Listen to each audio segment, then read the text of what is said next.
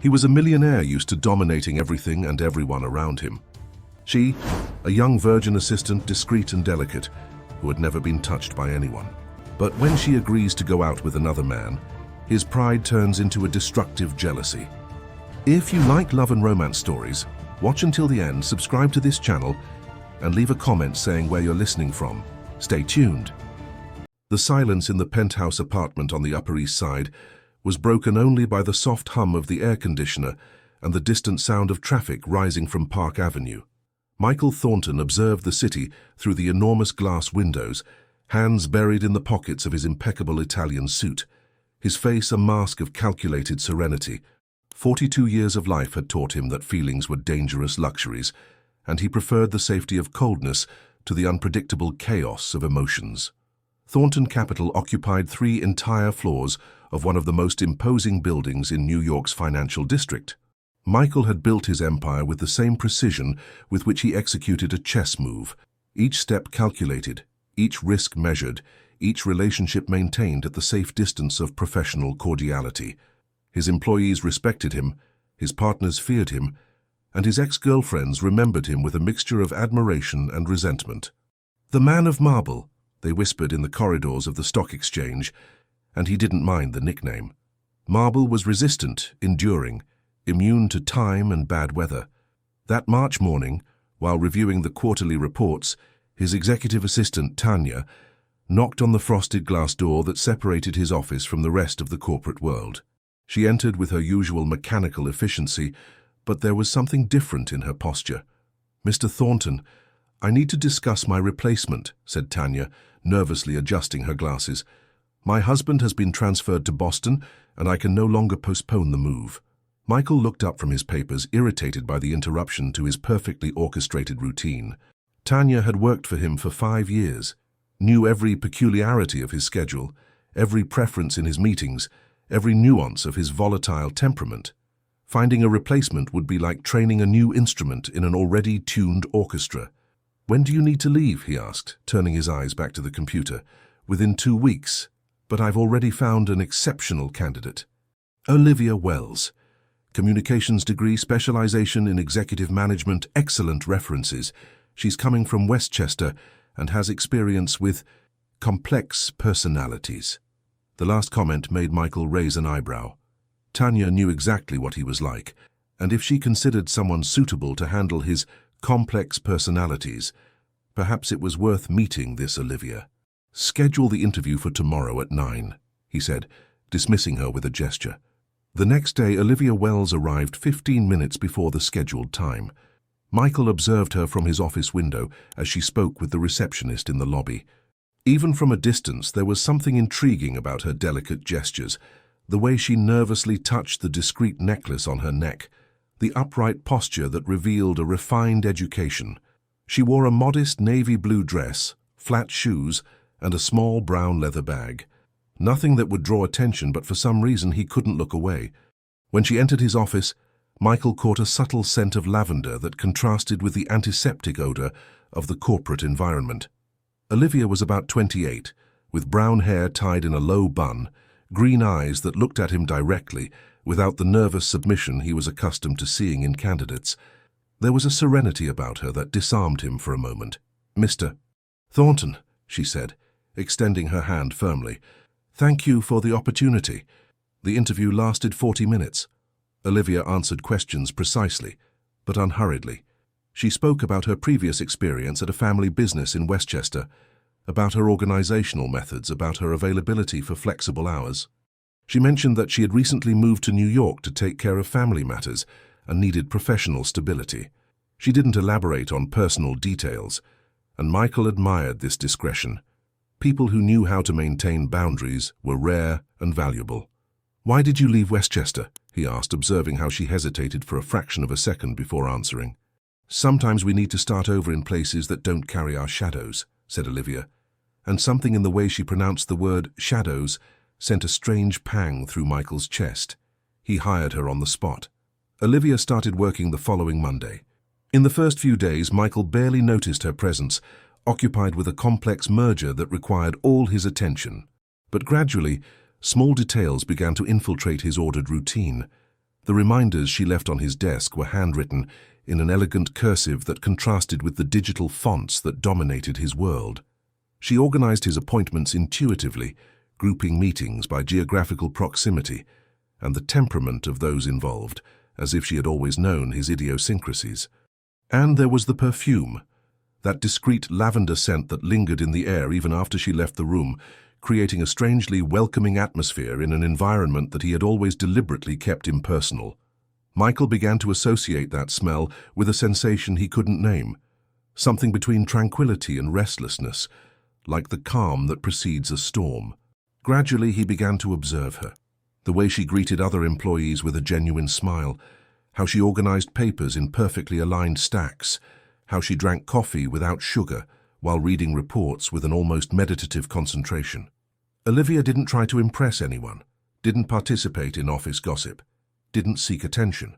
She simply existed there, like a serene presence that made the environment less hostile without anyone knowing why. And for the first time in years, Michael Thornton began to question whether the solitude he had chosen as armor was gradually becoming a prison he had built himself.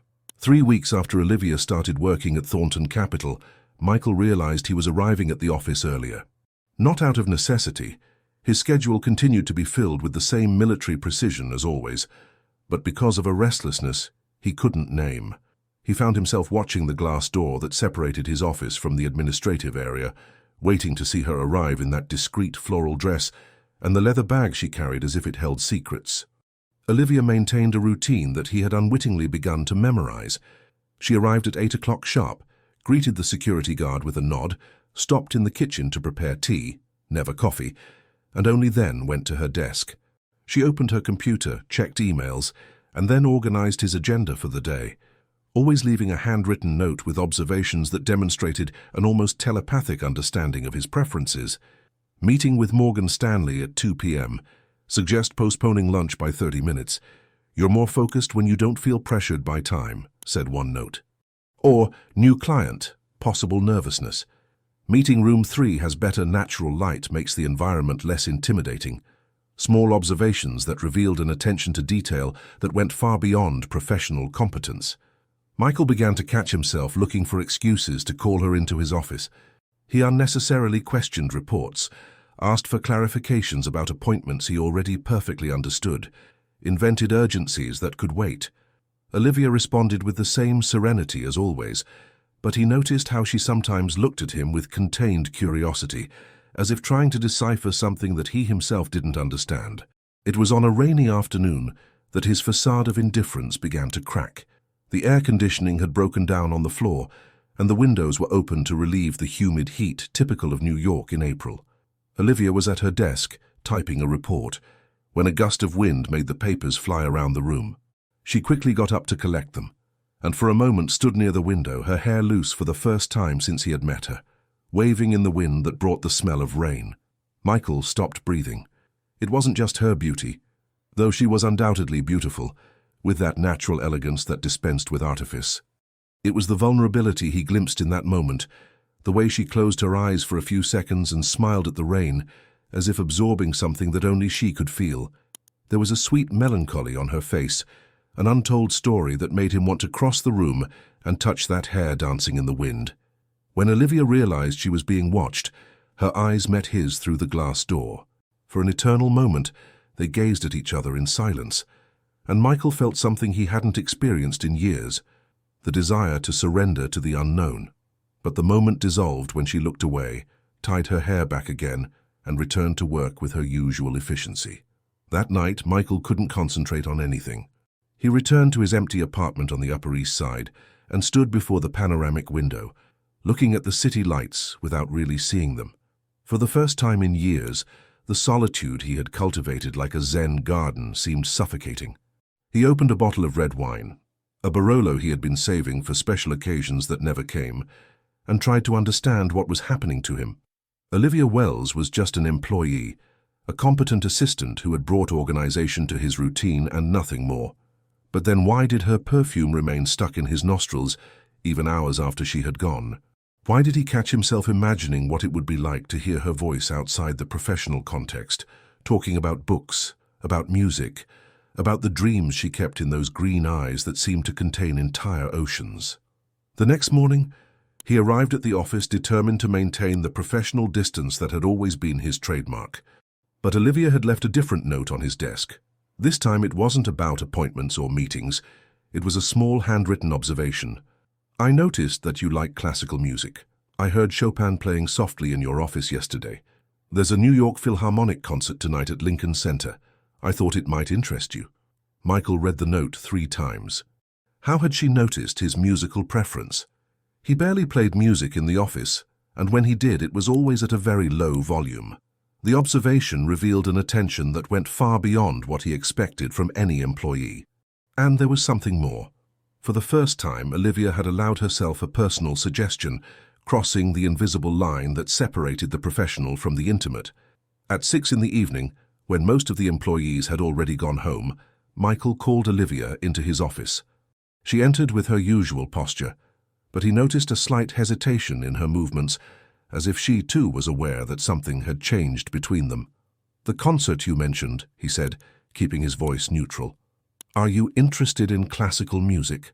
Olivia tilted her head slightly, a gesture that he had learned to recognize as her sign that she was choosing her words carefully. "My grandmother taught me to appreciate Chopin when I was a child," she said. "She used to say that classical music is like rain. It can be a storm or a drizzle, but it always cleanses something in us." The poetic comparison caught him off guard. There was a depth to Olivia that contrasted with the apparent simplicity of her presence, layers of sensitivity that she kept carefully hidden under the mask of professional competence. "Are you going to the concert?" he asked, and immediately regretted the question. It seemed like an approach, and approaches were dangerous territory.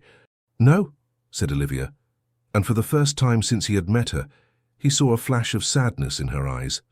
"I prefer to listen to music at home, where I can surrender to it without constraints."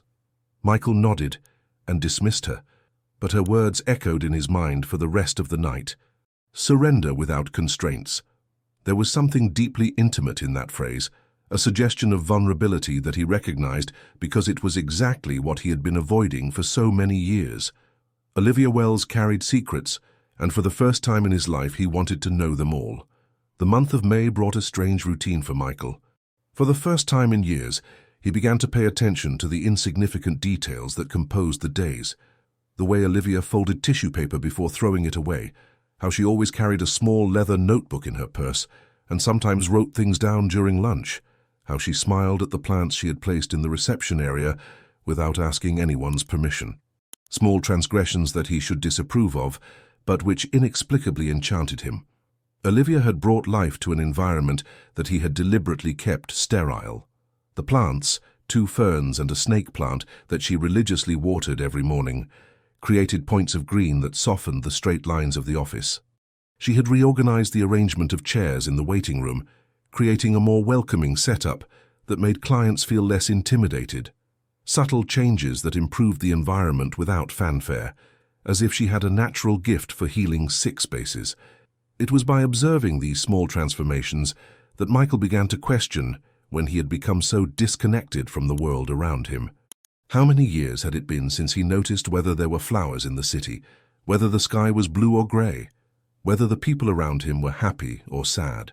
Olivia seemed to absorb life in a way that he had forgotten how to do, and this difference between them both fascinated and disturbed him in equal measure. One Thursday afternoon, he found her crying discreetly in the women's restroom. The door was ajar and he heard the low sound of sobs before seeing her from behind, washing her face at the sink. Michael stood motionless in the hallway, torn between the desire to approach and the instinct to preserve her privacy. He opted to return to his office, but couldn't concentrate on anything for the rest of the day. The next day, Olivia arrived with slightly swollen eyes, but maintained the same efficiency as always. Michael observed her throughout the morning, looking for signs of what had caused those tears.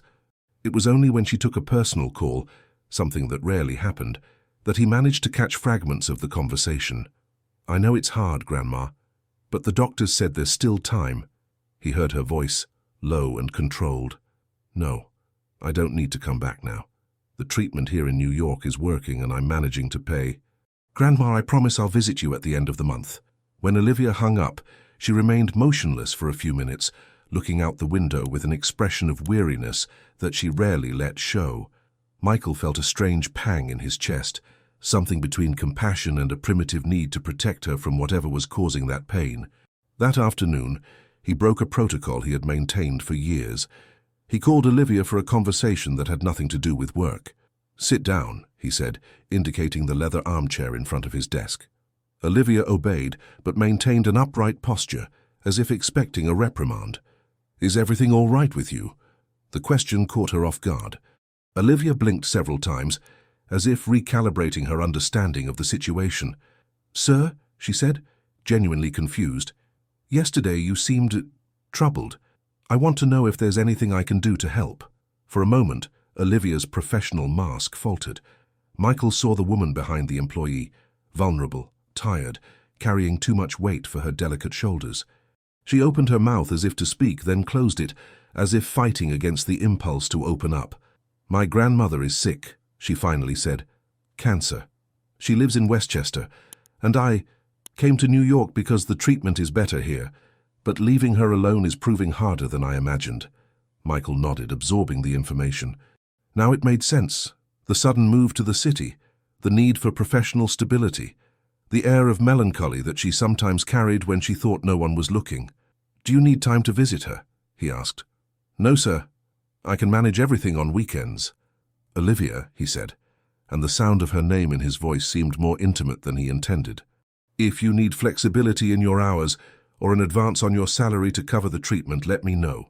She looked at him with genuine surprise, as if she hadn't expected him to show any kind of human concern. For a moment, her green eyes filled with contained tears. "Thank you," she said with a voice lower than usual. "That means a lot." When Olivia left the room, Michael was disturbed by his own reaction. It wasn't just professional solidarity that he had felt. It was something more primitive, more possessive. The idea of Olivia suffering alone, carrying a heavy burden without being able to share it with anyone, bothered him in a way he couldn't rationalize. That night, he did something he hadn't done in years. He researched cancer treatments, specialized hospitals, how to support family members of cancer patients. He wasn't quite sure why he was doing this, but the need to understand what Olivia was going through seemed urgent, as if sharing her pain could somehow alleviate it. The following week, Olivia found an envelope without a return address on her desk. Inside was the address of a renowned oncologist in Westchester and a small note, "Might help your grandmother. No obligation." It wasn't signed, but she knew it came from him. For the first time since she had started working at Thornton Capital, Olivia entered Michael's office without being called. She closed the door behind her and stood in front of his desk, holding the envelope in her hands. "Why?" she asked simply. Michael stopped typing and looked at her. There was a new intensity in Olivia's gaze, as if she were seeing beyond the mask of coldness he wore. For the first time, he felt exposed before her, without his usual resources of distance and control. "Because you deserve to have help," he said, and the sincerity of his own response surprised him. Olivia nodded slowly, as if processing not just the words, but what they revealed about the man she had learned to know through small gestures and silent observations. "You're not what you appear to be, are you?" she said, and it wasn't a question. Michael felt something moving inside him, like ice beginning to melt after a winter that had been too long. Olivia Wells had seen through the armor he had spent decades building, and for the first time, he didn't feel the urge to hide. June arrived with a subtle change in the dynamic between Michael and Olivia. After the conversation about her sick grandmother, a cautious intimacy had settled between them. It wasn't something declared or discussed. It manifested in glances that lasted a few seconds longer than necessary, in conversations that drifted to personal topics without either of them noticing how they had gotten there, in a mutual awareness that made the air in the room seem charged with electricity whenever they were alone. Olivia had started wearing different perfumes. No longer just the discreet lavender. Now there were days when she arrived with a jasmine scent that made Michael lose concentration, or with a woody fragrance that made him imagine what it would be like to smell it on her skin. He didn't know if the changes were intentional, or if he was simply paying too much attention, but the fact was that her presence had become a constant distraction. It was on a torrential rainy afternoon that the tension between them finally began to materialize into something tangible. Olivia had stayed late to finish a complex report, and when Michael emerged from his last meeting, he found the office empty except for her. The artificial light contrasted with the premature darkness of the rainy day, creating an intimate atmosphere that transformed the corporate environment into something almost domestic. "You shouldn't be here at this hour," he said, approaching her desk. Olivia looked up from the papers, and he noticed that she had let her hair down. It fell in soft waves over her shoulders, framing a face that seemed more relaxed outside business hours. There was something different about her at that moment, a softness that she kept carefully hidden during the day. "I wanted to finish the merger report before tomorrow," she said. "I know it's important to you." The way she said "important to you" carried a nuance that made something stir in Michael's stomach. There was a dedication there that went beyond the professional, a desire to please him that awakened instincts he had kept buried for years. "Olivia," he said, and for the first time used her name without the formal miss. "You don't need to sacrifice yourself because of my work." She smiled, a small but genuine smile that revealed a dimple he had never noticed. "It's not a sacrifice when we like what we do," she said, "and I like working with you." The comment hung in the air between them like an unintentional confession. Michael felt his heart quicken and realized that he had moved closer to her desk, so close that he could smell the jasmine perfume mixed with something that was uniquely Olivia, a warm, feminine scent that made his mouth go dry. "Why?" he asked, with a voice huskier than he intended. Olivia hesitated, and he saw the exact moment when she decided to be honest. "Because you're different from what you appear to be. There's a hidden kindness that shows through in small gestures, the way you treat the older employees, how you never shout even when you're irritated, how you remember everyone's birthdays. You build walls, but you leave small windows open."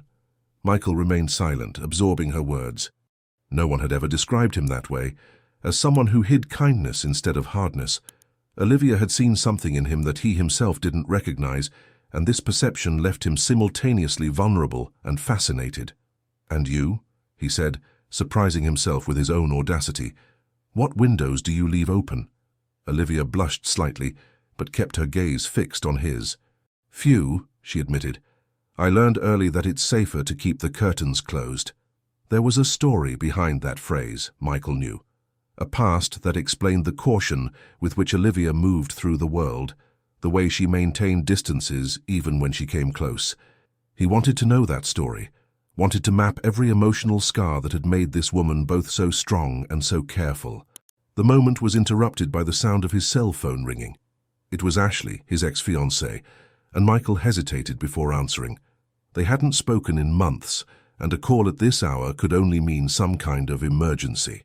"Hello?" he said, stepping away a few paces from Olivia's desk.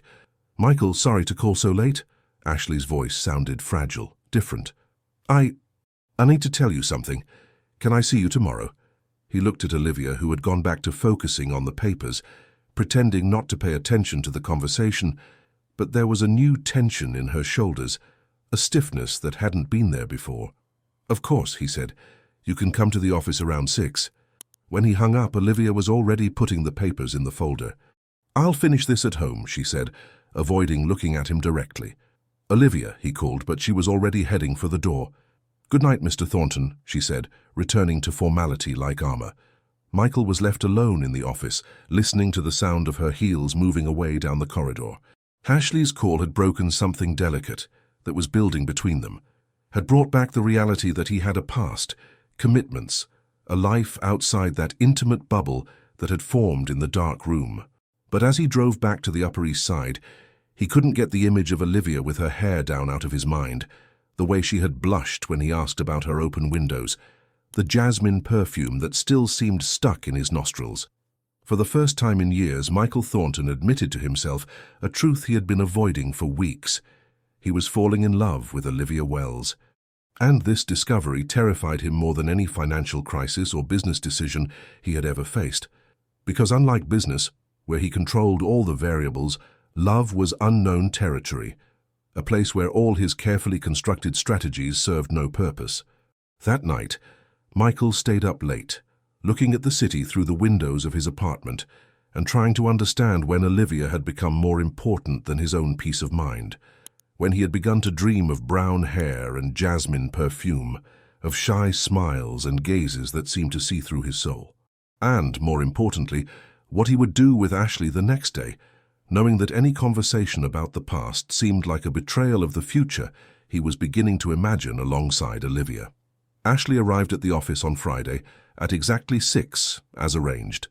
Michael saw her from the panoramic elevator as she spoke with the doorman in the lobby, and for a moment was transported back to the times when that elegant figure had been part of his routine. Ashley Baker had been his fiancée for 2 years, and the breakup, 3 years earlier, had left scars that he thought were completely healed. Seeing her again brought back memories he preferred to keep buried.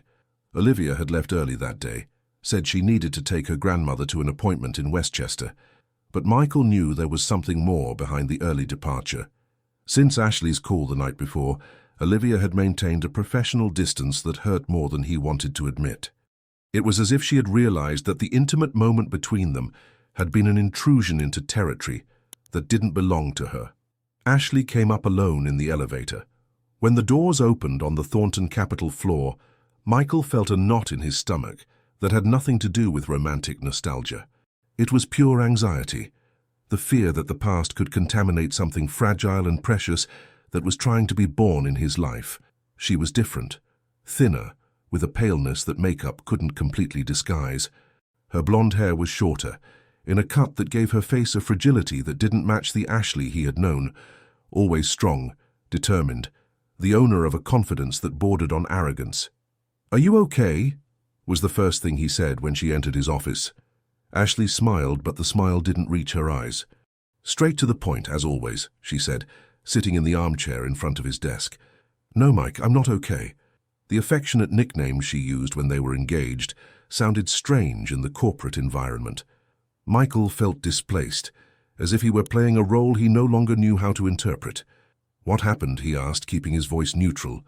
Ashley took a deep breath, as if preparing to jump off a cliff. "I have cancer," she said. "Breast cancer. I found out 3 months ago." The impact of the news left him speechless for a few seconds. Regardless of everything that had happened between them, Ashley had been an important part of his life, and seeing her in that state of vulnerability awakened protective instincts that he thought were dead. "How's the treatment going?" he asked. "Chemotherapy. It's going to be long, but the doctors are optimistic." She paused, staring at her own hands. "Mike, I came here to ask for forgiveness." The phrase caught him off guard. "For what?" "For everything. For the way we ended, for the cruel things I said, for having transformed our relationship into a war where no one could win." She raised her eyes to him, and Michael saw contained tears. When you receive a diagnosis like this, you realize that you've wasted too much time with anger and pride. Michael remembered the end of their relationship. Ashley wanted marriage, children, a traditional life that included social dinners and commitments that suffocated him. He wanted independence, control over his own life, the freedom to build his empire without having to be emotionally accountable to anyone. The final argument had been brutal, with accusations from both sides that left deep wounds. "Ashley," he said, with a gentleness he hadn't used in years, "you don't need to apologize. We were 2 different people wanting different things. There are no culprits in that." She smiled, this time with more sincerity. "You've changed," she observed. "There's something different about you." Michael thought of Olivia, of the jasmine perfume, of the handwritten notes, of the way she had seen kindness where Ashley had always seen coldness. "People change," he said simply. "Is there someone in your life?" asked Ashley, and there was genuine curiosity in the question without traces of jealousy. Michael hesitated. He didn't know how to define what he felt for Olivia, much less how to explain it to someone else. "It's complicated," he finally said. Ashley laughed, a sound he hadn't heard in a long time. "With you, it's always been complicated. But I hope this time it's the kind of complication that's worth it." They talked for another hour. Ashley told him about the treatment, about how the disease had changed her perspective on relationships and priorities. Michael talked about the company, about the projects he was developing, but avoided mentioning Olivia directly. When she prepared to leave, Ashley did something unexpected.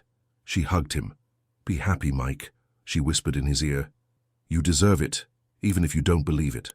After Ashley left, Michael stayed alone in the empty office, trying to process the whirlwind of emotions the visit had awakened. It wasn't love that he felt for her, that certainty remained unshaken.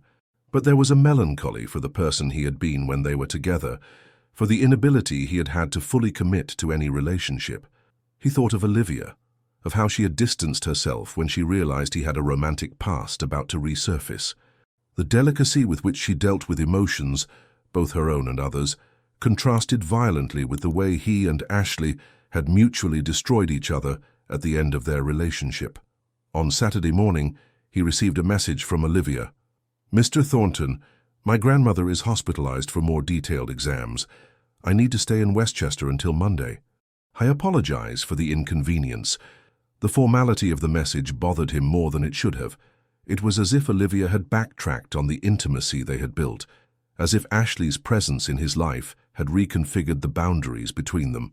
Michael spent the entire weekend thinking about her. For the first time in years, the solitude of his Upper East Side apartment seemed oppressive.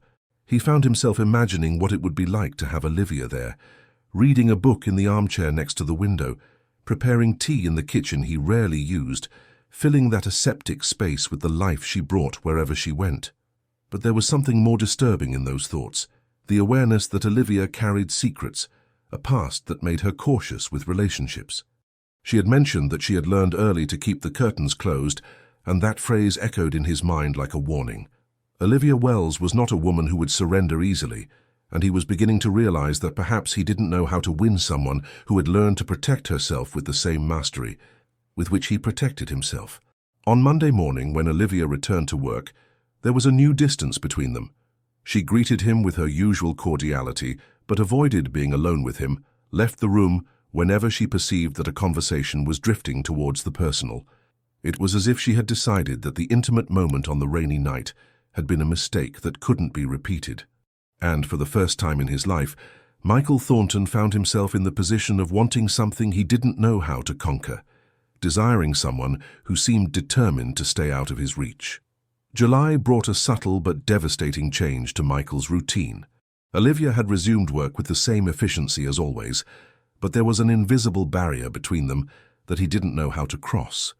She arrived punctually, performed her tasks perfectly, responded to his requests with professional cordiality, but avoided any moment that could result in intimacy. Personal conversations had disappeared, prolonged looks were diverted, and the jasmine perfume had given way again to the discreet lavender of the first days. Michael tried to convince himself that it was better this way. Relationships in the work environment were complicated, potentially destructive for both careers. But the rationalization lasted only until he saw Olivia smile at other colleagues, with the same naturalness that had disappeared from the interactions between them. It was as if she had decided that he no longer deserved the authentic version of herself. It was on a Thursday that everything changed irreversibly. Olivia had gone to lunch later than usual, and when she returned, there was a different sparkle in her eyes.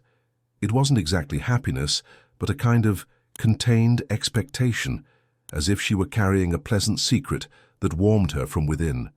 Michael observed from his office as she organized the papers on her desk, noticing how she seemed lighter, less cautious.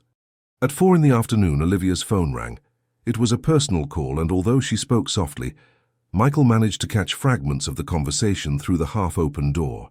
"Yes, I'd love to," he heard her voice, softer than usual. "Lincoln Center. What time?"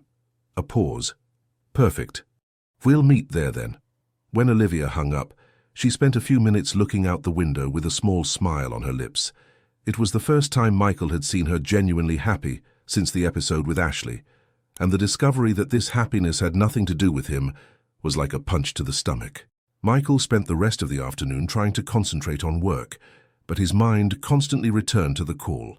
Who was the person who had made Olivia smile that way? Why did the prospect of going to Lincoln Center, the same place she had suggested to him months earlier, make her so excited? On Friday morning, Olivia arrived with a new dress, a dark blue that enhanced her green eyes and made her hair look even more golden. She wore makeup slightly more elaborate than usual, and there was a different energy in her movements, as if she were anticipating something special. "Good morning, Mr. Thornton," she said, entering his office with the document folder. "Good morning," he replied, forcing himself to keep his voice neutral. "Is there something different today?" Olivia hesitated for a fraction of a second, and he saw the exact moment when she decided to be honest. "I'll be leaving early today, if there's no problem. I have a commitment." The word commitment hung in the air between them, loaded with unspoken meanings. Michael felt a pang of something he hadn't experienced in years, pure and primitive jealousy. "What kind of commitment?" he asked, immediately regretting the intrusion. Olivia blushed slightly, but kept her gaze steady. "Personal," she said simply. The rest of the day was torture. Michael found himself inventing excuses to call Olivia into his office, looking for signs of nervousness or expectation that would confirm his suspicions. At 5 in the afternoon, she knocked on the door to say goodbye. "Have a good night, Mr. Thornton," she said, and there was a lightness in her voice that he hadn't heard in weeks. "Olivia," he said before she left. "Enjoy yourself," she smiled, a genuine smile that made his heart speed up and hurt at the same time. "Thank you," she said, and left. Michael stayed at the office later than necessary, trying to convince himself that he wasn't avoiding going home just to not be alone with his thoughts. When he finally left at 8 in the evening, he found himself walking toward Lincoln Center, without having consciously planned to. He had no intention of spying on Olivia. At least that's what he told himself as he positioned himself across the street, under the marquee of a commercial building, from where he could see the main entrance of the concert hall. It was Friday. There were several performances happening, and the chances of seeing her were minimal. But then he saw her. Olivia was standing at the entrance, beautiful in a way that made the air leave his lungs. The dark blue dress contrasted with her fair skin, and she had tied her hair in a low bun that left her neck exposed. She looked around as if waiting for someone, and there was a pleasant anxiety in her movements. That's when he appeared, a man of approximately 40, grey hair at the temples, discreet glasses, a well-cut suit but without ostentation. He had the air of a university professor or intellectual, the type of man Olivia would admire, educated, cultured, probably gentle. When he approached, Olivia smiled with a genuineness that Michael had never seen directed at him. The man greeted her with a kiss on the cheek that lasted a few seconds longer than protocol and offered his arm to accompany her to the entrance. Olivia accepted naturally, and the two disappeared into the theater like a perfectly harmonious couple. Michael stood on the sidewalk for several minutes after they entered, processing what he had witnessed. It wasn't just jealousy he felt, it was a dull anger, directed both at the unknown man and at himself. For months he had observed Olivia from a distance, had built fantasies about a special connection between them, had convinced himself that she also felt something different. But seeing her with another man, radiant in a way she had never shown with him, was a brutal lesson on the difference between desire and reciprocity. He returned to the Upper East Side, driving like a madman, with an anger he hadn't felt in years. In his apartment, he opened a bottle of whiskey and stood before the panoramic window, looking at the city lights and trying to understand when Olivia had become so important that her happiness with another man was unbearable. On Monday, Olivia arrived at work with the same professionalism as always, but there was something different about her. A new softness in her movements, a discreet light in her eyes, as if she carried a good memory that warmed her from within. Michael observed her throughout the morning, looking for signs of what had happened over the weekend. It was in the middle of the afternoon that his curiosity transformed into an urgent need to know.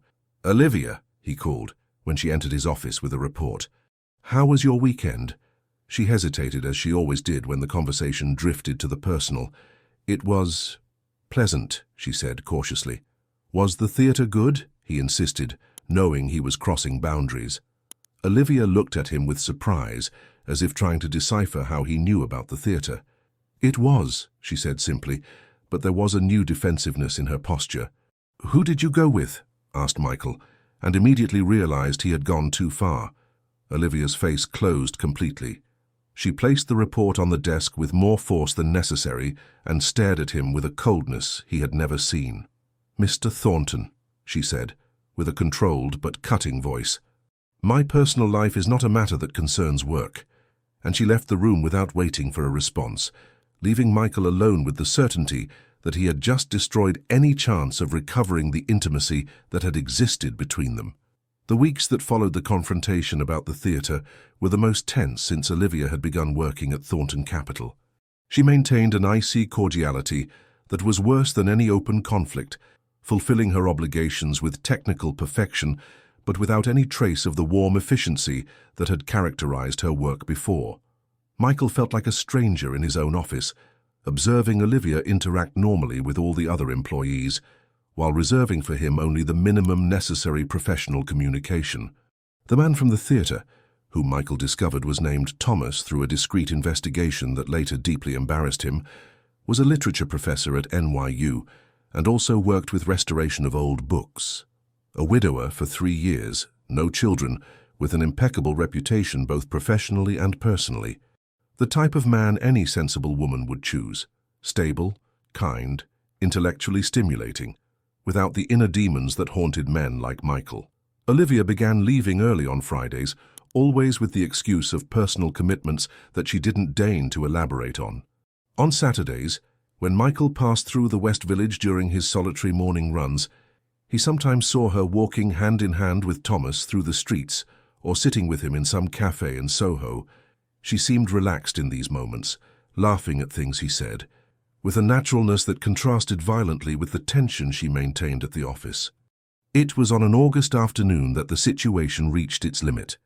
Michael had spent a particularly difficult morning negotiating a hostile acquisition, and his patience was hanging by a thread when Olivia entered his office to discuss the agenda for the following week.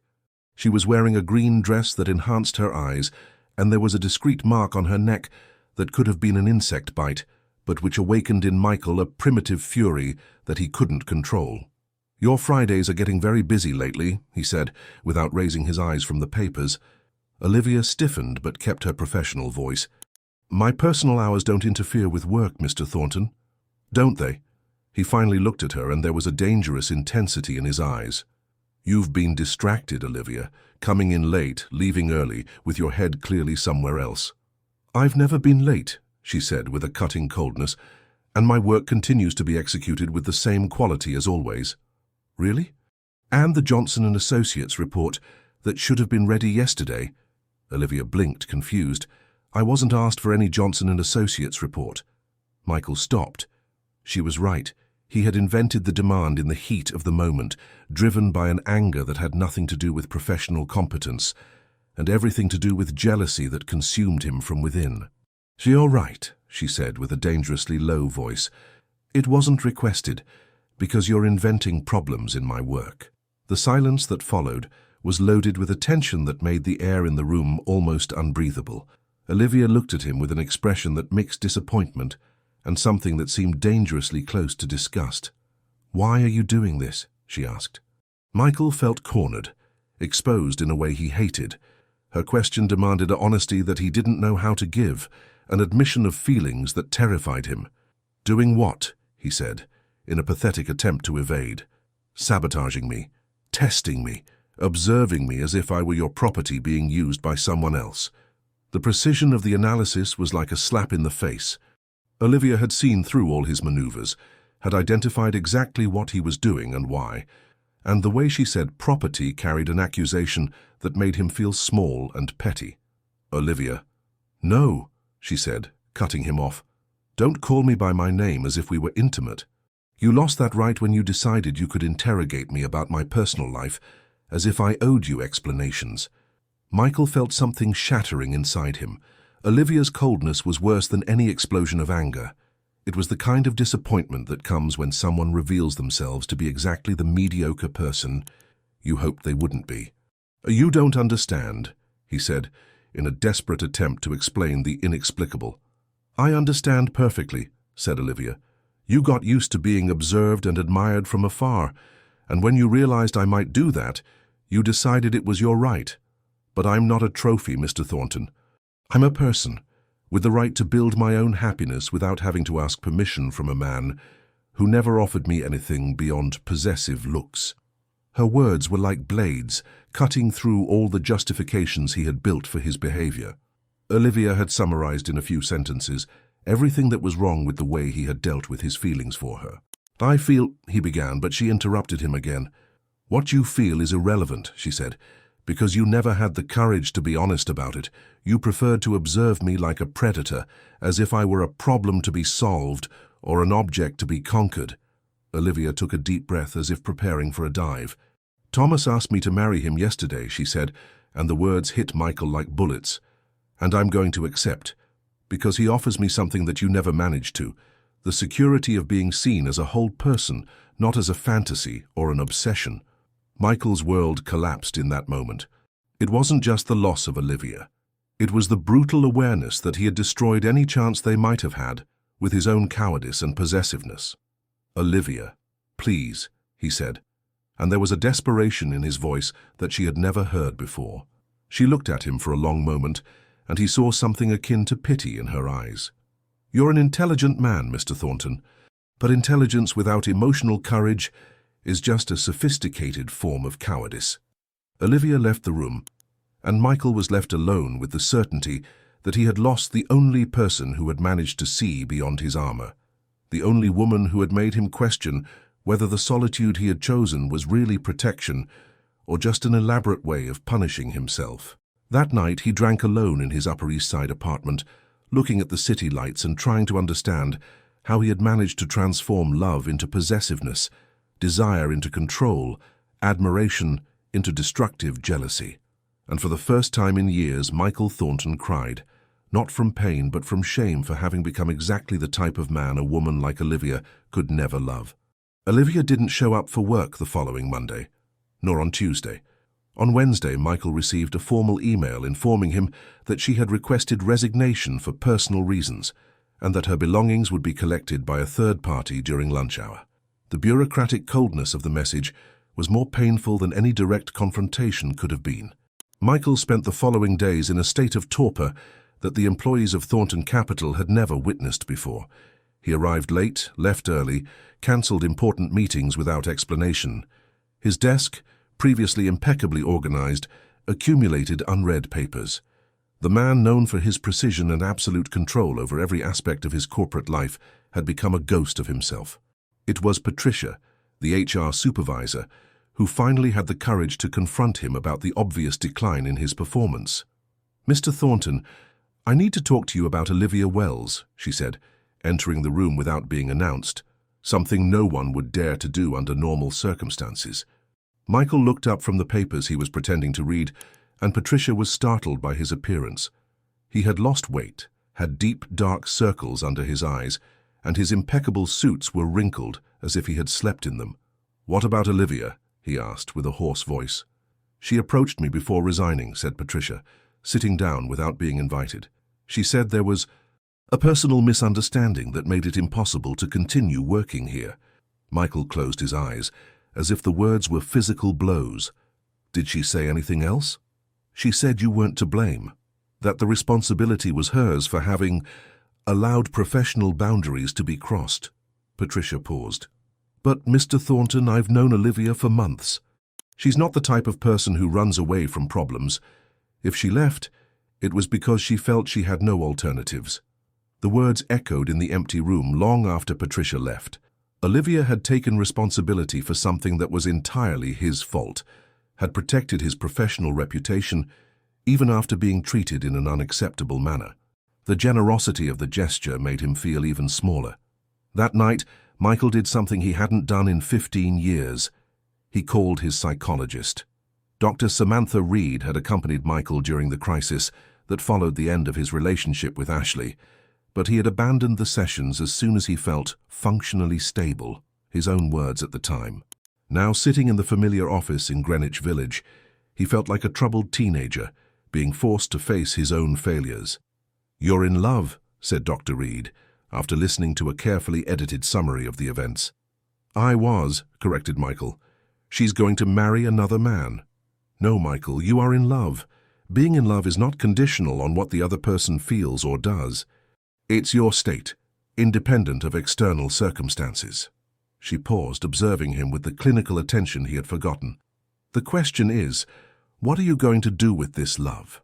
Are you going to use it as an excuse to punish yourself and isolate yourself even more? Or are you going to let it teach you something about who you can become?" Michael spent the following weeks trying to answer that question.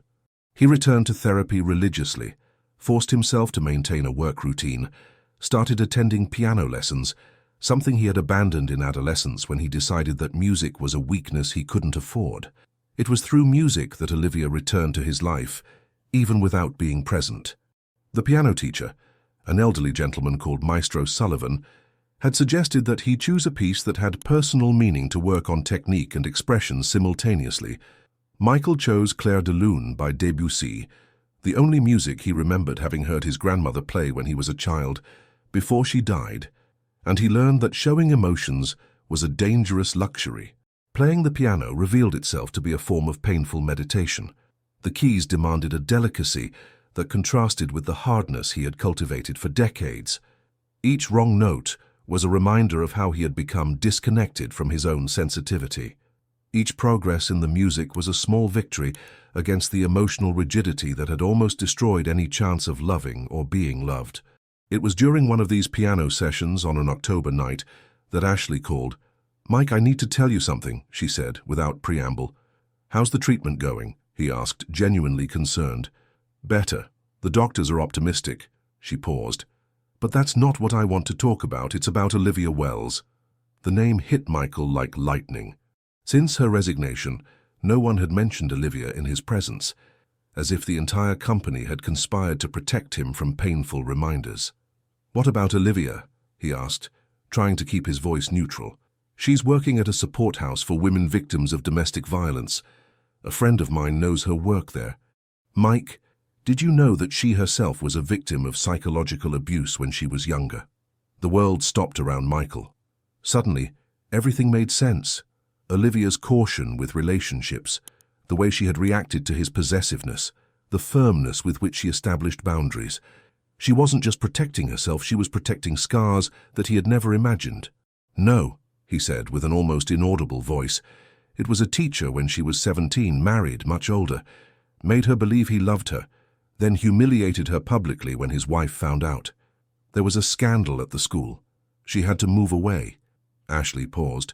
"Mike, the way you treated her in the end, you investigated her life, didn't you?" Michael couldn't answer. The memory of what he had done, hiring a private investigator to discover Olivia's past, now seemed monstrous in light of what Ashley had revealed. "My God," he whispered, "I didn't know." "Of course you didn't know, because you never asked, never really cared about who she was beyond your romantic fantasy." Ashley sighed. "Mike, you have to understand. For a woman who has already been manipulated and exposed by a man in a position of power, what you did was a trauma trigger." When Ashley hung up, Michael sat in the dark, before the silent piano, trying to process the magnitude of his unintentional cruelty. He had treated Olivia exactly like the teacher who had traumatized her, like a powerful man who thought he could investigate, question, and control a more vulnerable woman. That night, for the first time since childhood, Michael cried until he had no more tears. He cried for the pain he had caused Olivia, for the blindness that had prevented him from seeing the signs of trauma she carried, for the way his selfish love had become yet another violence in the life of a woman who had already suffered too much. And then, in the silence that followed the tears, he began to play Clair de Lune. Not as a technical exercise, but as a silent prayer, a promise to himself that if he ever had the chance to ask Olivia for forgiveness, it would be as a completely different man from the one who had hurt her. The months that followed Ashley's revelation were of silent transformation for Michael. He immersed himself in therapy with a dedication that surprised even Dr. Reed, excavating layers of trauma and destructive patterns that he had spent decades avoiding. He discovered that his need for control came from a deep fear of abandonment, planted when his parents died in an accident when he was 17. He learned that he had transformed grief into rigidity, vulnerability into coldness, love into possessiveness. The piano became his emotional language. Every night after work, Michael sat before the instrument and let Clair de Lune teach him about softness, about how to touch without breaking, about how to make music instead of just executing notes. Maestro Sullivan frequently commented on how his technique had evolved, but it was more than technique. It was humanity resurfacing through his fingertips. In December, Ashley appeared at his apartment without warning. Her hair was shorter due to chemotherapy, but there was a vitality about her that contrasted with the fragility of months before. "I came to give you some news," she said, sitting in the armchair she used to occupy when they were engaged. "Olivia cancelled the wedding." Michael stopped breathing for a few seconds. "When?" "Last week. My friend said she came to the conclusion that she was getting married for the wrong reasons, that she liked Thomas very much, but that it wasn't true love." Ashley made a significant pause. Apparently she realized that she still had unresolved issues with someone from the past. Michael's heart raced, but he forced himself to maintain rationality. "That doesn't mean the unresolved issues are with me, Ashley." "No," she agreed, "but it means that she's open to resolving them, whoever they're with. The question is, have you become someone worth resolving with?" The question echoed in Michael's mind for days. He had changed, of that he was sure. But internal change didn't erase the damage caused, didn't guarantee forgiveness, didn't give the right to a second chance. Olivia owed him exactly nothing.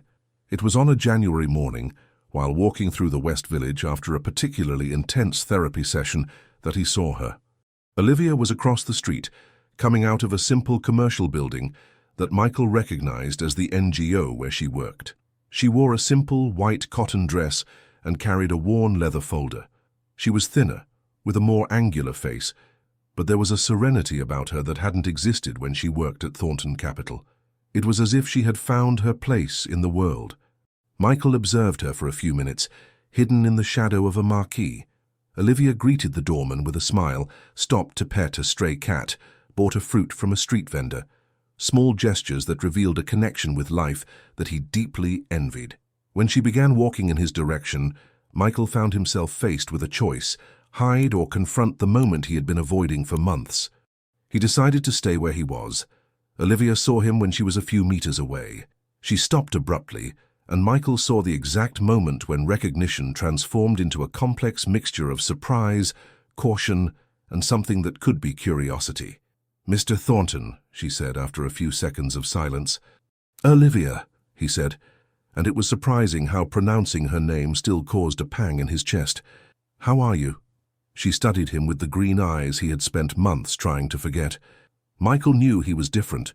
He had lost weight, had new wrinkles around his eyes, carried a softness that didn't exist before. He hoped she could see the changes and perhaps understand that they were real. "I'm well," she finally said. "And you?" "Different," he said, with an honesty that surprised her. "Trying to be a better person than I was when we met." Olivia tilted her head slightly, the gesture he had learned to recognize as a sign that she was evaluating the sincerity of the words. "I heard you learned to play the piano," she said, and the information caught him off guard. "How did you know?" "Maestro Sullivan is a friend of my grandmother's. He mentioned an adult student who was relearning Clair de Lune with an unusual emotional intensity." Michael smiled, the first genuine smile he had felt in her presence. "Is your grandmother still well?" "Better. The treatment is working thanks to the help she received in finding the right doctor." She looked at him directly. "Thank you for that." They remained silent for a few moments, and Michael felt the weight of everything that needed to be said hanging between them. "Olivia," he finally said, "I know I have no right to ask anything, but can I talk to you? Not here on the street, but somewhere we can really talk." She hesitated, and he saw the internal battle in her eyes. "About what?" she asked. "About how to properly apologize for having been exactly the type of man you had reasons to fear." The phrase hit her, as he had intended. Olivia blinked several times as if recalibrating her understanding of him. "You found out," she said, and it wasn't a question. "I found out, and I understood that what I did was much worse than I imagined at the time." Michael took a deep breath. "I know I can't undo what happened, Olivia, but I'd like to have the chance to show you that I've learned from my mistakes." Olivia remained silent for so long that he thought she would leave without answering. When she finally spoke, her voice was low and careful. "There's a used book fair in Washington Square Park on Saturday morning," she said. "I usually help with a reading project for children. If you want, you can show up. Maybe we can talk afterwards." Michael nodded, not trusting his own voice to respond adequately. Olivia began to walk away, then turned once more. "Michael," she said, using his first name for the first time. "Don't come if you're not sure of who you are now. I won't survive another disappointment." and she disappeared into the crowd, leaving Michael alone on the sidewalk with the certainty that Saturday would be the most important day of his life. Saturday dawned with a clear sky that contrasted with the storm of nervousness in Michael's chest. He had spent the previous night playing the piano, alternating between clair de lune and simple scales, trying to calm an anxiety he hadn't felt since adolescence. At 7 in the morning, he gave up pretending he could sleep and went to the gym, then for a long run along the Brooklyn waterfront, trying to channel the nervous energy into something productive. He arrived at Washington Square Park at 10 in the morning, an hour before the time Olivia had mentioned. The fair was already set up, with used bookstalls scattered around the square and the typical Saturday morning movement in New York. Michael bought a coffee and positioned himself on a bench where he could observe without being seen, trying to identify where Olivia would be. He saw her at 10:30, setting up a small tent with children's books in a grassy area where some children were already beginning to gather. She wore a light blue floral dress and white sneakers, her hair tied in a low ponytail. There was a naturalness in her movements that contrasted with the controlled tension she had always shown in the corporate environment. There, surrounded by children and books, Olivia finally seemed to be in her element. Michael observed her for more than an hour. He saw how she sat on the ground to be at the children's height, how she used different voices for each character in the stories she read, how she hugged without hesitation boys and girls who approached, seeking affection. There was a spontaneous generosity in her that made him understand why Thomas had fallen in love, why any man would fall in love. At 12:30, when the children began to disperse for lunch, Olivia finally saw him. She waved discreetly, finished organizing the books, and walked toward him with slow steps, as if she too was nervous. "You came," she said, stopping a few meters away. "Did you doubt it?" he asked. "A little," she admitted with a small smile. "Would you like to walk? There's a quiet cafe nearby." They walked in silence through the streets of Soho until they reached a small cafe with tables on the sidewalk. Olivia ordered chamomile tea, Michael black coffee. When they finally sat across from each other, the weight of the conversation they needed to have hung between them like a storm about to break. "Thank you for giving me this chance," Michael finally said. "I haven't given you anything yet," said Olivia, but without hostility. "I only agreed to listen." Michael nodded, took a deep breath, and began to speak. He told her about the therapy, about how he had discovered that his control patterns came from unprocessed traumas. He talked about the piano, about how relearning music had been a way of relearning to feel. He admitted that he had investigated her past and how he hated himself for it, especially after understanding what that violation of privacy meant for someone who had already been betrayed by a man in a position of power. "I didn't know about your history with the teacher," he said, "but that doesn't excuse me. I should have respected your boundaries regardless of knowing the reasons behind them." Olivia listened in silence, distractedly stirring her cup of tea. When he finished, they remained quiet for a few minutes, each lost in their own thoughts. "Why did you tell me this?" she finally asked. "Because you deserve to know that I understood what I did wrong.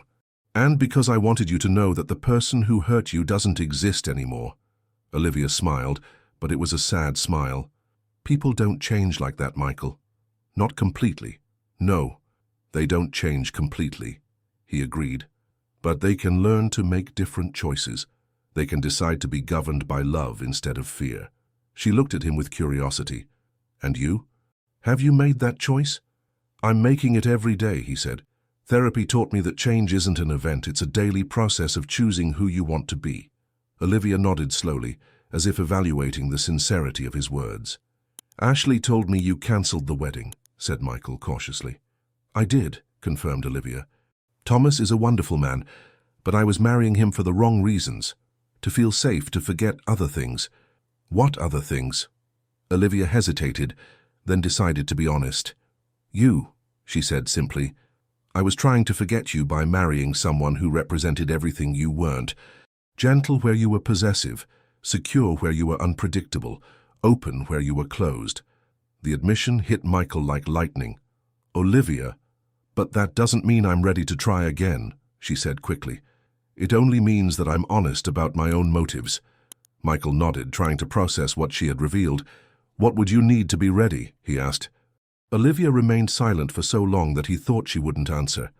"Time," she finally said, and certainty that you understand that love isn't possession, that intimacy isn't control, that truly knowing me is more important than having me.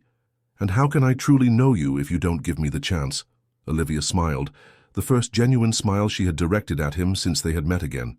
Slowly, she said, like two people who are getting to know each other for the first time without the baggage of what happened before. Michael felt something like hope moving in his chest. Would you be willing to start from zero?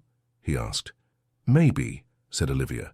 If you can show me that you've learned the difference between loving someone and needing to possess them.